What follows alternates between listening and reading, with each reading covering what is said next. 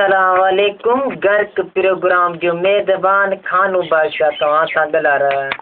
अॼु मां तव्हांखे अहिड़ी मखलूक़ात सां मिलाए रहा आहियां जेका कंहिं तारुफ़ जी मोहताज न आहे। तव्हां हुनजो इस्तक़बाल हिकु हथ जी ताड़ी सां कजो। तव्हांजे साम्हूं अची रहिया फार्मी कुकड़नि जो सरदार।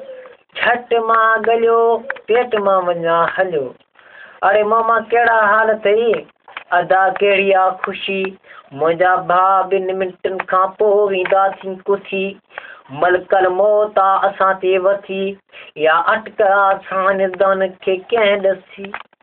सबर कर मामा फार्मी सबर कर। अदा कहिड़ो कयूं सबर? मुंहिंजा भाउ तोखे न आहे ख़बर। मुंहिंजे कुसण जो अची रहिया नंबर। सबर कर मामा फार्मी सबर जो फल मिठो अथई। अदा सबर जो फल कहिड़ो आहे मिठो? हू ॾिस भाउ पीउ आहे मुंहिंजो कुठो। अघु न आहे मालिक आहे असां का रुठो। मामा फार्मी मुसलमान भाउरनि लाइ को पैगाम को मैसेज। अजी मुशल्लो पैगाम तव्हांजे लाइ इहो। मां मिशननि वसीले ठहियो। मुंहिंजो मां न पीउ मां यतीम हरियो। तव्हां मूंखे खाई रहिया आहियो।